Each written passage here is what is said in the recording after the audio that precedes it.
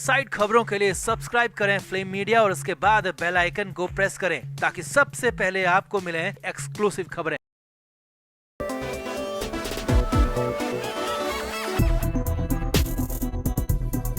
तो जब से उद्धव ठाकरे ने प्रधानमंत्री नरेंद्र मोदी और बीजेपी के साथ दोस्ती वाली बात कही है, तब से ही उद्धव ठाकरे को लेकर लगातार खबरें आ रही हैं कि उद्धव ठाकरे एक बार फिर से बीजेपी में पैचअप की कोशिश में जुटे हैं। पहले तो उद्धव ठाकरे लगातार पीएम मोदी और अमित शाह से मिलने की कोशिश करते रहे, मगर वहां दाल नहीं गली तो उद्धव अब सेटिंग के लिए मुंबई बीजेपी दफ्तर तक पहुँच गए। जी हाँ, और ये कहना हमारा नहीं है बल्कि शरद पवार की पार्टी एनसीपी के एक नेता ने उद्धव को लेकर ये बड़ा दावा कर दिया है। तो क्या वाकई में खुद उद्धव बीजेपी दफ्तर पहुंचे? कैसे एक कार के चक्कर में खुल गई उद्धव ठाकरे की पोल? आपको बताते हैं सब। आप भी वीडियो को शेयर करें और अपनी राय कमेंट बॉक्स में जरूर दें।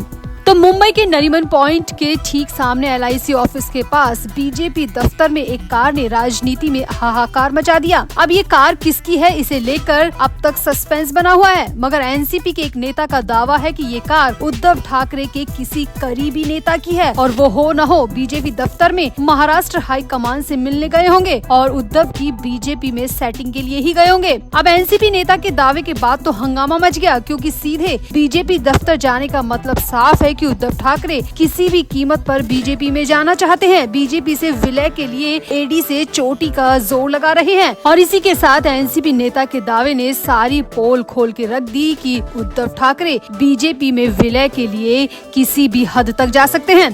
दरअसल ये सब इसीलिए भी हंगामे की वजह है क्योंकि हाल ही में उद्धव ने बीजेपी और मोदी को लेकर जो बयान दिया था, उसके बाद ही उद्धव पर मीडिया की नजरें गड़ गई हैं। उद्धव ने अपने बयान में कहा था कि मैं मोदी जी को बताना चाहता हूं कि हम कभी भी आपके दुश्मन नहीं थे, आज भी हम आपके दुश्मन नहीं हैं, हम आपके साथ में हैं। हमने पिछली बार भी आपके लिए प्रचार किया था, आप प्रधानमंत्री बने क्योंकि विनायक राउत जैसे हमारे सांसद जीत कर आए, बाद में आपने हमें खुद से दूर कर दिया। उद्धव ठाकरे ने सोमवार यानी कि 5 जनवरी को सिंधु दुर्ग रैली में ये बात कही और 6 फरवरी को मुंबई बीजेपी के दफ्तर के बाहर यूबीटी नेता की कार होने का दावा हो गया। यानी कि उद्धव ठाकरे वाकई में बीजेपी में जाने के लिए तड़प रहे हैं। अब इस तड़प की वजह नीतीश कुमार भी हो सकते हैं, जो कि पिछले हफ्ते बीजेपी के साथ मिल गए हैं और उन्हीं के जाने के बाद उद्धव के भी सुर बदल गए। जानकारों का कहना है कि अगर बीजेपी नीतीश कुमार को वापस एनडीए में ले सकती है तो शिवसेना यूबीटी के लिए भी अवसर है। उद्धव उसी अवसर के लिए तारीफों के पुल बांध रहे हैं। वहीं एनसीपी नेता के दावे के बाद महाराष्ट्र के वरिष्ठ पत्रकार जितेंद्र दीक्षित का कहना है कि उद्धव ठाकरे का दिल अचानक नहीं पिघला है। हाल ही में ईडी ने आदित्य ठाकरे के खास सूरज चव्हाण को खिचड़ी घोटाले में गिरफ्तार किया है। उद्धव ठाकरे के करीबी रविंद्र वाइकर को स्पोर्ट्स कोटे की जमीन पर 5 स्टार होटल बनाने के मामले में 2 बार पूछताछ के लिए सेंट्रल एजेंसियां बुला चुकी हैं। ईडी और सेंट्रल एजेंसियों का हाथ उद्धव ठाकरे के परिवार तक भी पहुँच रहा है। उद्धव काफी दबाव में है, ऐसे में वो मोदी सरकार को पुराने संबंध की याद दिला रहे हैं कि आपने हमें छोड़ा है, हमने आपको नहीं। उद्धव सीधे बीजेपी को न्योता दे रहे हैं कि बातचीत का दरवाजा खुला हुआ है। तीसरा कारण ये भी है कि महाराष्ट्र विकास अघाड़ी को लेकर उद्धव की कांग्रेस के साथ पटरी नहीं बैठ रही है। हाल ही में सीट बंटवारे को लेकर तीखी बयानबाजी भी हुई थी। संजय राउत ने कहा था कि कांग्रेस महाराष्ट्र में 0 सांसद वाली पार्टी हो गई है। इसके जवाब में कांग्रेस के संजय निरुपम ने कहा था कि शिवसेना की हालत भी पहले जैसी नहीं रही है। तो कुल मिलाकर उद्धव जी जान से कोशिश में लगे हैं कि कैसे भी मोदी शाह से उनकी बात हो जाए और अगर केंद्र में पटरी नहीं बैठ रही है तो वो मुंबई बीजेपी की तरफ से जोर आजमाइश कर रहे हैं कि कैसे भी बीजेपी के दरवाजे उनके लिए खुल जाए। और बीजेपी दफ्तर के बाहर उद्धव ठाकरे के करीबी की कार होना इसका सबसे बड़ा सबूत है, जिसका दावा एनसीपी नेता ने किया है। तो आपका इस पूरे मामले पर क्या कहना है? क्या वाकई में उद्धव ठाकरे बीजेपी में जाना चाहते हैं और क्या बीजेपी को उद्धव को अपने साथ लेना चाहिए या नहीं? आप भी अपनी राय कमेंट बॉक्स में जरूर दें और वीडियो को भी शेयर करें।